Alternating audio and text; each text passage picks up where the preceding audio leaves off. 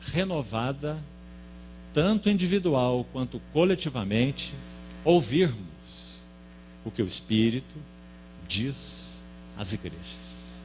E que privilégio nós temos. Bem-aventurados são os vossos olhos, porque veem, e os vossos ouvidos, porque ouvem. Muitos profetas e justos desejavam ver o que viram, o que vedes e não viram. E desejaram ouvir o que ouvis e não ouviram. Então, meus amados irmãos, que seja a nossa oração nesses dias. Que o Senhor nos dê céus abertos, palavra aberta e corações abertos. E, consequentemente, ouvidos abertos. Para podermos discernir aquilo que o Senhor tem desejado em dias da iminência da sua maravilhosa, gloriosa vinda. Enquanto a sociedade em geral, e dizemos isso com dores em nossos corações, tem mergulhado em um abismo tão profundo, nós sabemos que quando a noite vai alta, o dia vem. E a brilhante estrela da manhã está tão breve a se manifestar. Então que o Senhor nos ajude nessa jornada. Meus irmãos, abram por favor em Apocalipse capítulo 2. Vamos ver inicialmente apenas esse verso 7. Apocalipse capítulo 2, verso 7.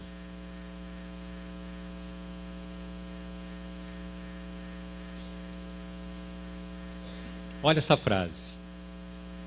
Quem tem ouvidos, ouça o que o Espírito diz às igrejas.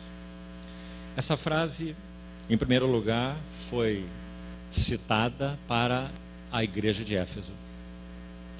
E você sabe que em todas as outras cartas, como falamos, ela está aí presente. Assim como una sempre essas duas coisas, porque são as duas frases recorrentes: ao vencedor, ao vencedor, ao vencedor, 7 vezes.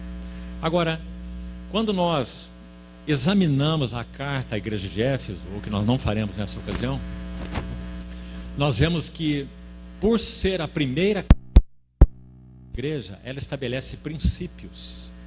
Porque todas as vezes, sem exceção, que uma verdade, uma ideia, um conceito, um ensino é mencionado, uma palavra mesmo, uma palavra mencionada a primeira vez nas Escrituras, ela estabelece um princípio.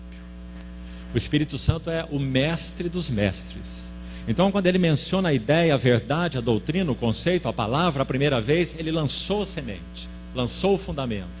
A partir daí nós temos apenas desdobramentos daquilo que já foi anunciado. Isso vale para qualquer porção das Escrituras. Por isso o livro de Gênesis é tão importante, o livro das sementes, onde as primeiras palavras, verdades, conceitos estão expostos ali e desdobrados por todo o Velho Testamento e inclusive pelo Novo Testamento.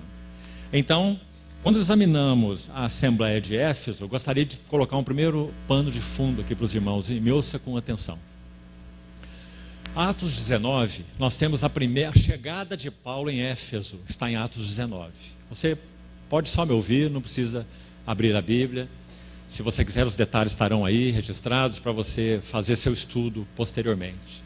Paulo entra em Éfeso, possivelmente, muito provavelmente, no ano 54. A terceira jornada missionária, chamada a terceira viagem missionária, ela durou do ano 54 da nossa era ao ano 58.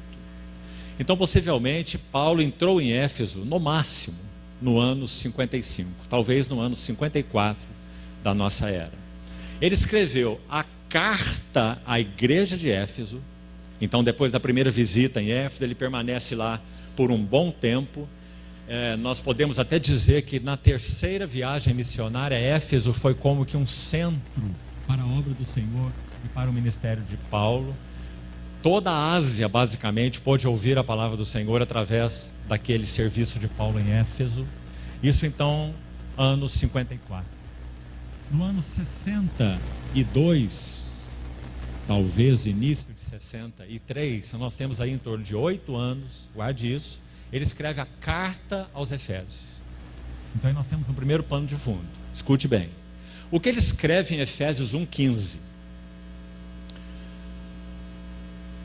Portanto também eu, tendo ouvido a fé que há entre vós, no Senhor Jesus Cristo, e o amor para com todos os santos, então ele diz que se coloca diante de Deus, o Pai da glória, e pede então aquilo que você já deve conhecer, que vos encha do Espírito de sabedoria e de revelação, no pleno conhecimento dele, com olhos do coração iluminados, para conhecerdes, etc.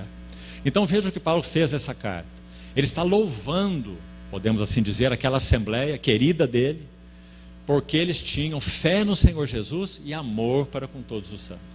8 anos depois da visita de Paulo a Éfeso, escreve a carta e louva essa igreja, assim com as palavras de Efésios 1,15. Agora, quando nós vamos para 1 Timóteo 1,15, então nós temos um salto aqui de mais 5 anos.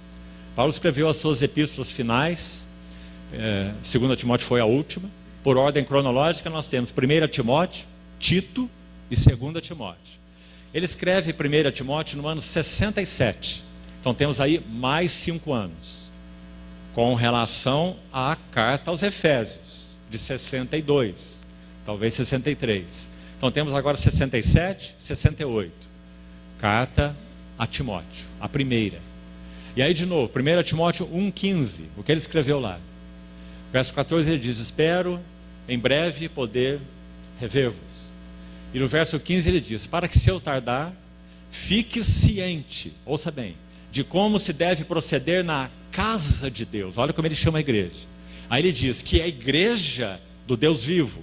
E olha o que mais ele diz, é coluna e baluarte da verdade. Então você está vendo uma linha de tempo aqui, tudo isso aconteceu na Assembleia em Éfeso.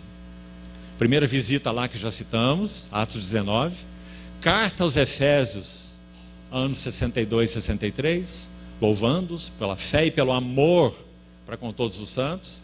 Carta a Timóteo, se você não sabe, Timóteo era um irmão que serviu, foi um irmão que serviu em Éfeso. Então quando Paulo escreve as cartas para Timóteo, ele está escrevendo para um irmão que vive e serve em Éfeso. Então ele está escrevendo para eles, para Timóteo, que está naquela assembleia, dizendo que a igreja é a casa de Deus e é a coluna e baluarte da verdade.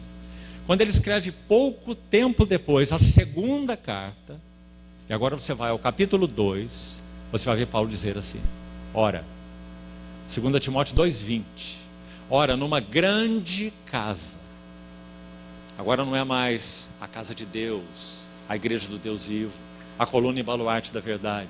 Agora ele olha a profissão cristã de fé e ele vê como uma grande casa. Ele diz, nessa grande casa há tanto vasos para a honra como há vasos para a desonra.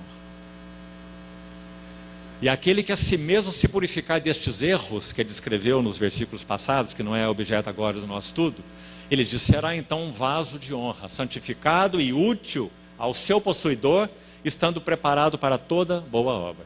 Você está vendo uma linha de tempo aqui?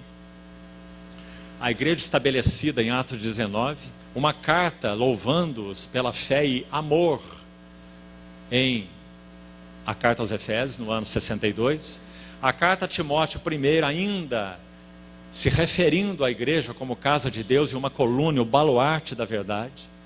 2 Timóteo, ele já olha esse panorama decadente, ele diz que nessa grande casa há vasos para honra e para desonra, mas infelizmente a história de Éfeso ainda não terminou. E agora nós damos um salto de quase 30 anos e vamos para o ano 95, entre 95 e 97, quando o livro do Apocalipse é escrito. E agora nós temos a carta de João a Éfeso, mesmo Éfeso. E o que nós temos aí? Onde sua Bíblia está aberta, em Apocalipse 2. Tenho, porém, contra ti, que abandonaste o teu primeiro proton, melhor, amor de primazia. Não é o primeiro de quando iniciou, não tem esse sentido primário, tem o sentido de primeiro, no sentido de qualidade, de melhor, A mesma palavrinha usada em Lucas 15, na parábola do filho pródigo, quando ele retorna ao lar e o pai diz: traga o melhor vestido.